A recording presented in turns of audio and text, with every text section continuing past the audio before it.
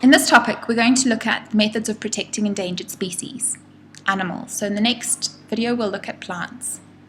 By the end of this topic, you should be able to answer the questions: what is CITES? How are species protected? So we're going to look at the examples of the Arabian oryx, the golden lion tamarin, black-footed ferret, and Californian condors. We're going to look at the advantages and disadvantages of ex-situ conservation, and the problems and solutions with the reintroduction of captive animals into the wild. So what is CITES? In many countries, it's illegal to collect or kill certain species. The Convention on International Trade in Endangered Species came into effect in 1975. Its aim is to prevent international trade from threatening the survival of certain endangered species. Although it's voluntary, it is legally binding for those countries that choose to sign up. So how can we protect endangered species? There are a variety of methods that can be used to combat some of the damage caused by humans, and to help them to conserve habitats and species. So these include zoos, botanic gardens, seed banks, and national parks. Looking at zoos, endangered species may be bred in the protected environment of a zoo, and when the numbers have sufficiently increased, these animals may then be reintroduced into the wild. So the advantages of a zoo are that they protect the animals are properly fed and given veterinary attention. Breeding success is improved by techniques such as artificial insemination. The sperm and eggs can be frozen, in vitro fertilization,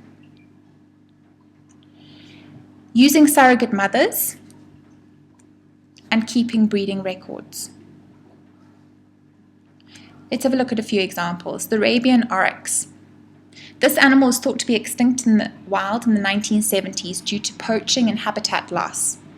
However, using zoos, breeding programs were set up and these animals were reintroduced into the wild. So it was found that the Phoenix Zoo had 7 left and the Los Angeles Zoo had 3. They initiated a breeding program, and reintroduction was done through the Zoological Society of San Diego into Oman. Now, there are more than 1,000 Arabian oryxes in the Middle East, with over 4,500 in reserves and zoos globally. The next little creature is the golden lion tamarin. It's native to Brazil and lives in the coastal forest. It became endangered because of habitat loss and population fragmentation. In the 1970s, there were only 22 in the wild. Through collaborative effort, including breeding programs and habitat restoration, there are more than 1,500.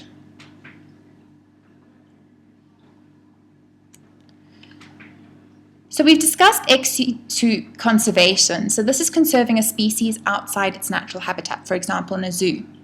The advantages of this include using DNA analysis to identify the close species. For example, if you use hybrids in plants.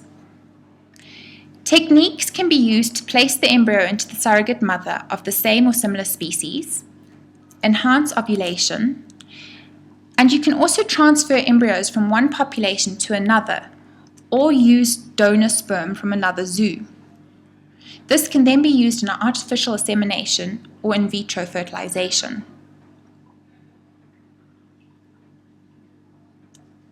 These methods will increase genetic diversity and assist in breeding animals that will not, for various reasons, breed in captivity.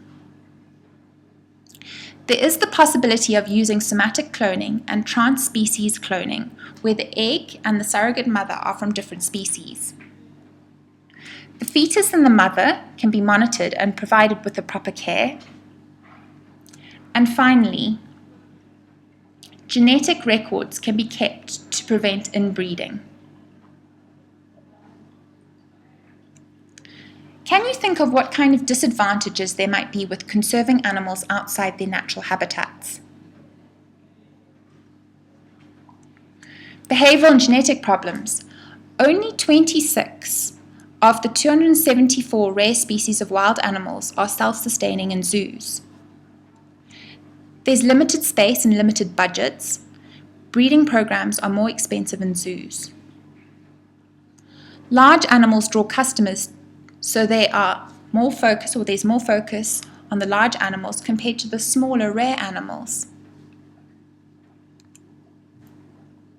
Behavior is crucial to the reintroduction and is not learned from foster parents. Stress often results in low breeding, and in small populations, an individual may reject the mate. So zoos should be temporary solutions and used to overcome inbreeding, which occurs in low numbers in wild populations. Let's have a look at reintroduction. So captive animals need to be reintroduced into their habitats, but there are problems that might be encountered. So let's look at the problems. Habitat destruction. So a solution might be to conserve the habitat or restore the habitat. Animals might be unfamiliar with the space or vegetation type. So zoos must be set up with similar habitats.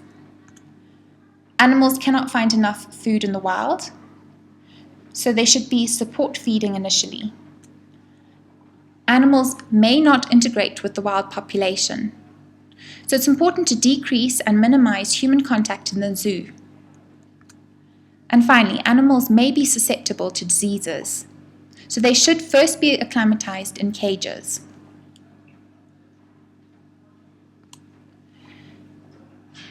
The next animal we'll look at is the black-footed ferret. This became endangered, but a breeding program was set up whereby a colony was found and used to breed. After several years of effort, the ferret was ready to release into the wild and into their natural habitat of the Grasslands National Park.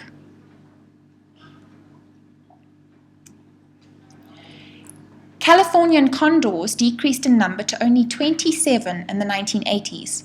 Zoologists captured the birds and set up breeding programs to increase the population and reintroduce them into the wild.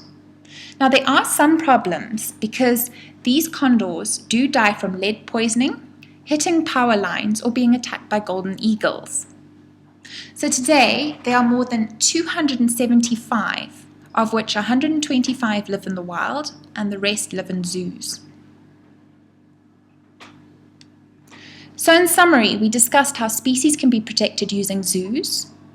We looked at the examples of the Arabian oryx, golden lion tamarin, black-footed ferret, and Californian condors, which have increased in number due to breeding programs. We also looked at the advantages and disadvantages of EX-SITU conservation and the problems and solutions associated with the reintroduction of captive animals into the wild. And that concludes our lesson. The end.